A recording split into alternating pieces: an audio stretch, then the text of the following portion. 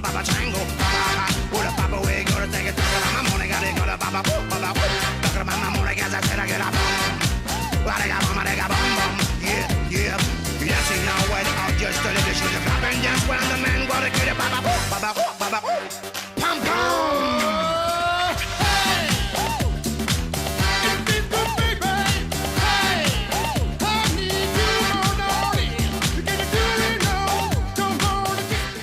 ¿Qué tal? Bienvenidos nuevamente a Semanario. No deja de ser tema de actualidad el que tiene que ver con la educación, una educación que ha sido diezmada fundamentalmente durante el año pasado porque para muchos prácticamente los chicos no han aprendido, otros sí lo han hecho en menor medida.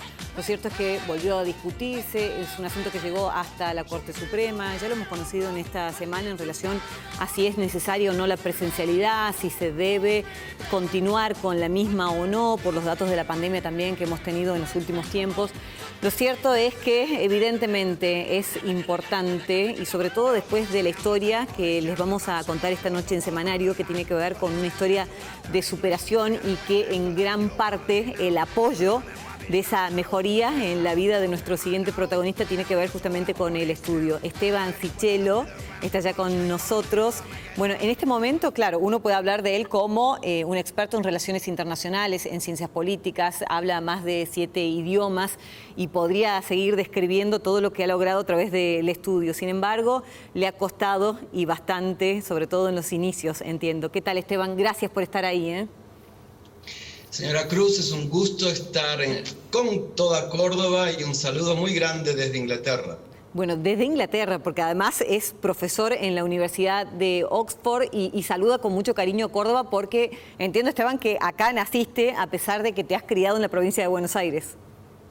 Un poquito de corrección. Nací, me crié y volví muchas veces y continúo volviendo a Córdoba. Ok, ahí está. Bueno, queríamos contar también tu historia porque ha sido una historia de superación, porque en tu infancia no has contado a lo mejor con los medios que sí cuentan otros jóvenes para que les sea tan simple, ¿no? Llegar a un estudio universitario, a hacer una vida como de las más normales, ¿no? Ha sido costoso, sobre todo por tu falta de dinero y un montón de cosas, situaciones que no te han sido simples.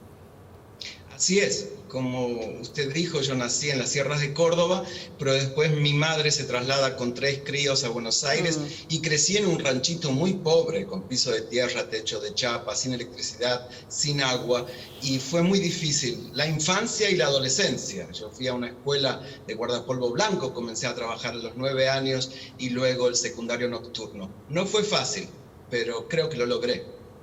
Bueno, ¿cómo fueron esos principios y a partir de lo que nos estaba contando, ¿no? de esa vida en un rancho, porque así es como la describe, esa necesidad de salir a trabajar a los 9, 10 años, ¿fue justamente porque no había cómo mantener la casa? No había, mi madre estaba sola, padre borrado totalmente de nuestra familia, y a los 9 años comencé a trabajar en un almacén, limpiando, barriendo, envolviendo huevos, y fue muy difícil. Se sentía la pobreza, se sentía el hambre, pero todo empezó a cambiar una vez que tuvimos agua en casa. Una vez que tuvimos agua en casa empezamos a sembrar zapallos, zapallitos, vinieron las gallinas y el hambre mermó. Nunca fui a un comedor escolar, pero sí pasé necesidades, sí. Esteban, ¿cómo empieza tu relación, sobre todo con los libros? Porque entiendo que había una cierta fascinación, ¿no?, a aprender. Exactamente, Cruz. En casa no teníamos electricidad, por lo tanto no había televisión, no había radio. La única escapatoria, abstracción que yo tenía de esa realidad dura, y yo no la veía como triste, sino como lo que nos tocó vivir, pero no creo haber tenido una infancia triste. Entonces lo único que me abstraía de esa realidad era la lectura, me hacía soñar, me hacía imaginar cosas, y era muy difícil conseguir libros en esa época. Hoy no hay excusa para leer, porque tenemos acceso al internet, o la mayoría de las personas creo que tienen acceso al internet, entonces es mucho más fácil. Pero juntaba cables, por ejemplo, en la Panamericana. Mirá. Vivíamos cerca de la Panamericana, los quemaba, vendía el cobre que obtenía por peso y compraba libros. Tengo incluso libros, un diccionario inglés-español Aristos que había comprado con los cobres. Qué bárbaro. ¿Eras un niño distinto y particular? Porque a lo mejor muchos otros en tu situación, bueno, no tienen esa misma inspiración, ¿no? O intención de leer, de superarse, de buscarse, de alguna manera, la manera de justamente de dar un paso más, ¿no? De avanzar. No sé si fui diferente. Creo que los valores que me había inculcado mi abuela Raquel o mi madre hicieron eco, germinaron dentro mío. Me habían enseñado que sin sacrificio no hay beneficio, que la escuela era importantísimo. Y yo iba mucho a la escuela porque era mi fiesta diaria. En casa no había agua corriente, no había baño. En la escuela tenía baño que podía cerrar la puerta, tenía agua corriente que me encantaba beberla, fresca, había jabón. Entonces todas esas cosas, la escuela fue mi contención. Y encima a veces nos daban cascarilla, no sé si sabes lo que es, pero es como un chocolate con leche. Entonces era fantástico ir a la escuela, era mi fiesta cotidiana. Bueno, evidentemente es un ordenador social la escuela. ¿Y qué pensás en este momento en que se discute mucho acerca de la presencialidad o no y que en muchas circunstancias no se le da el valor que me parece que tiene? Inclusive aquí en la Argentina, bueno, estarás al tanto, hemos perdido inclusive un año entero, los chicos lo han hecho, sin ir a las clases. Yo aquí en la Universidad de Oxford soy educador de profesores, que significa que entreno a los profesores para convertirse en maestros, en educadores. Entonces voy mucho a las escuelas. Yo no puedo hablar de la pandemia porque no es mi rubro, pero sí puedo decir que la escuela es el lugar donde los chicos, aquí y en el mundo, los chicos argentinos no tienen por qué ser diferentes. Aprenden higiene, aprenden a obedecer reglas y son ellos los que luego van a los hogares y le dicen al padre, a la madre, hay que lavarse las manos, hay que tener distanciamiento, hay un virus y demás. Aquí no hubo evidencia y en muchas escuelas de la zona, tanto urbanas como rurales, no hubo evidencia que las escuelas fueron los focos de contagio. Pero como educador puedo decir que un día que se pierde en la educación de un niño de primaria o de secundaria es terrible en el currículum del estudiante. Es un mal terrible. Ya la educación es deficiente en Argentina y en algunos lugares de Argentina la quieren hacer aún más deficiente.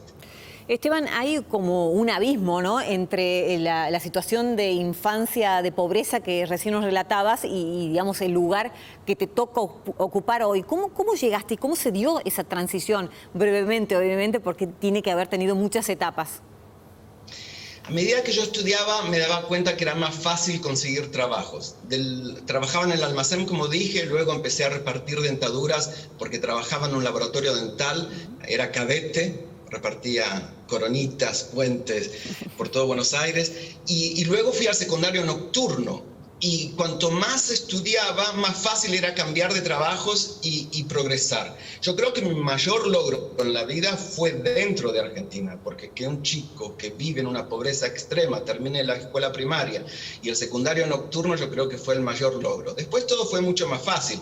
Tenía esa inquietud por conocer el mundo. Yo no me fui de Argentina por la opresión de Argentina porque no conocía nada diferente. Yo me fui de Argentina por esa inquietud adolescente de conocer, de viajar, y así fue que me fui. Fue muy difícil también irme, fue muy difícil iniciar una vida en otros lugares, viví en 13 países, pero bueno, poco a poco, después se hacía más fácil, uno le agarra el gusto a estudiar, pero más estudiaba, más fácil me era la vida.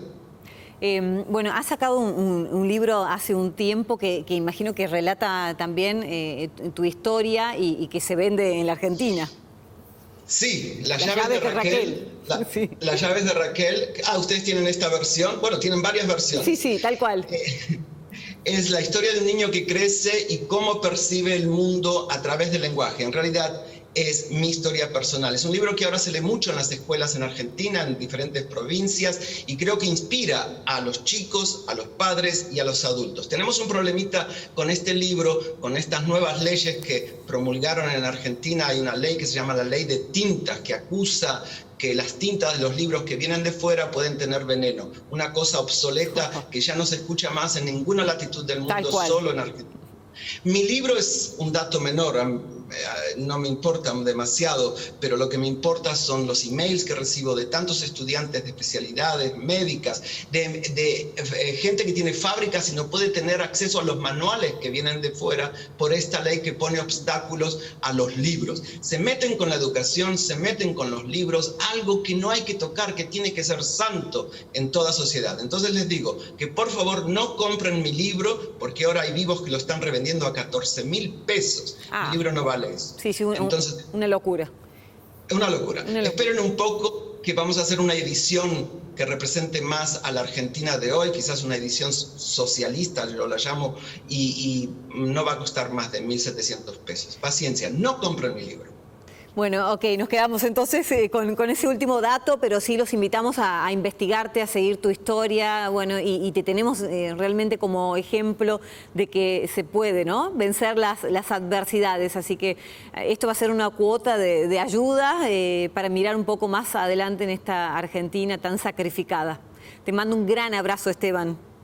Muchas gracias, Cruz. Fue un gusto estar con mi amada Córdoba. Gracias. Gracias, muchas gracias. Te mando un abrazo. Bueno, vamos a hacer la primera pausa, pero antes, como siempre, el super concurso que lanzamos todas las semanas que tiene que ver con la frase ¿quién dijo? ¿Quién dijo? Y que tienen la posibilidad de llevarse, fíjense, esta picada gourmet de Gulú. Bueno, ahí les vamos a presentar la nueva pregunta para que puedan participar. Fíjense, Karen es la ganadora de esta picada, por supuesto, del sábado anterior. Ahora la ponemos al aire ya mismo a la pregunta. Fíjense, ahí está. ¿Quién dijo? ¿Quién dijo? ¿Quién dijo entonces? Nunca es largo el camino que conduce a la casa de un amigo. Va de nuevo. ¿Quién dijo? Nunca es largo el camino que conduce a la casa de un amigo. Responden en Instagram y ya están participando. Pausa y ya volvemos.